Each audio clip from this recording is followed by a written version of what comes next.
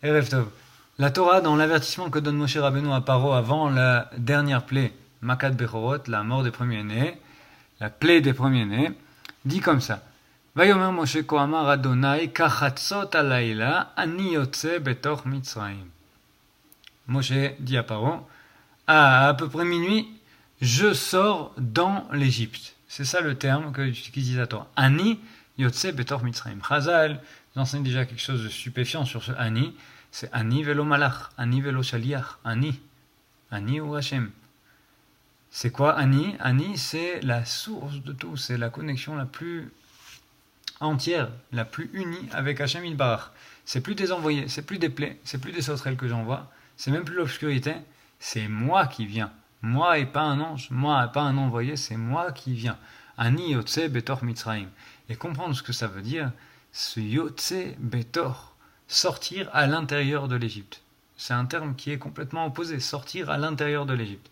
Que veut dire ce terme-là? Ni ani yotze mitor Mitzrayim. Raka ani, c'est juste l'infini, l'éternel infini, qui est complètement imperceptible, dont nous ne trouvons aucune connaissance, aucune compréhension, aucune asaga, ça s'appelle en hébreu, c'est-à-dire la capacité de voir, de percevoir quelque chose, des données qui sont l'éternel infini, impossible de l'atteindre.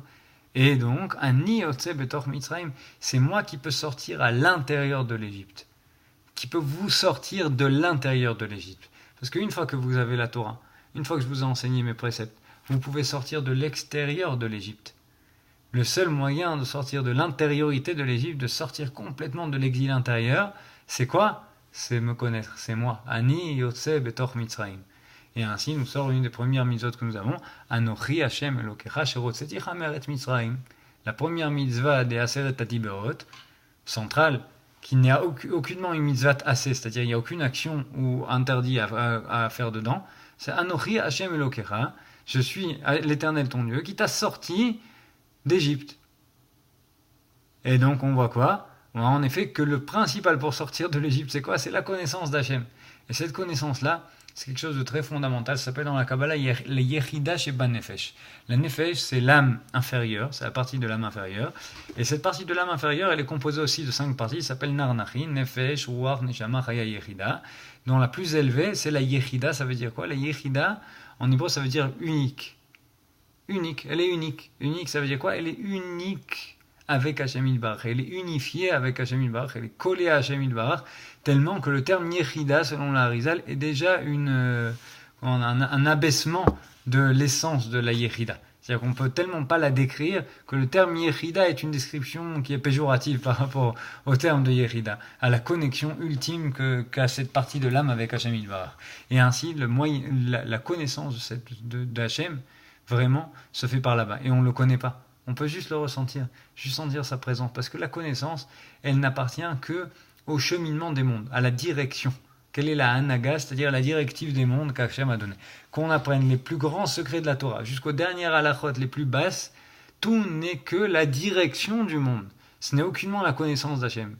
Celui qui croit avoir compris quelque chose d'Hachem, il se rapproche de ce que Chazal appelle un hérétique. C'est-à-dire que c'est quelqu'un qui est Mekatses Banetiot, qui croit, qui voit un dévoilement, et il dit, ah, tu vois, voilà, je vois Hachem. Ça, c'est le Vaudor. C'est ça que voulait le peuple d'Israël. Ils veulent quelque chose d'une dimension percevable, qu'on peut percevoir. Et c'est ça le début de la perte de la compréhension d'Hachem, c'est qu'il est incompréhensible, imperceptible. Et que malgré tout, malgré cette incapacité de l'homme à atteindre, à comprendre et à savoir ce que c'est Hachem, nous avons toujours le droit et même l'obligation de prier vers lui, de nous adresser à lui, à cet être incompris. De la même manière qu'un enfant ne comprend pas son père. Il voit son père faire des choses, il voit son père s'activer. Est-ce qu'il comprend les choses qui passent sur son père? Est-ce qu'on comprend vraiment les expériences intérieures, les émotions que ressent son père? Rien du tout, il voit juste les directions de son père, il voit juste que les apparences, l'extérieur. Et ainsi il en va de même, qui plus est avec Hashem Yitbarach. Et le seul moyen de se connecter à cette part de notre âme, c'est l'Aïdbo des doutes. C'est de sortir, de s'extraire de tous les contretemps extérieurs et de s'isoler avec Hachem et de lui parler. C'est le seul moyen de connaître cette part de l'âme. C'est un travail difficile et c'est ça qui nous permet vraiment de sortir du fin fond de l'Égypte, parce que c'est Ani Yotze Betor Mitzrayim. Et c'est ainsi qu'on peut peut-être connecter cette chose-là à une des grandes malotes, une des grandes valeurs du Baba Saleh, dont c'est la Iloula ce soir. Baba Saleh qui, malgré le fait qu'il était une lumière d'Israël pour des milliers, des centaines de milliers de juifs de par le monde, a toujours cherché à garder son hitbo des doutes, son calme, sa vie privée, sa capacité de rester seul avec Hachem. Et malgré tout, et grâce à ça, il est justement une lumière qui éclaire le peuple d'Israël jusqu'à aujourd'hui, que des bonnes choses, et top.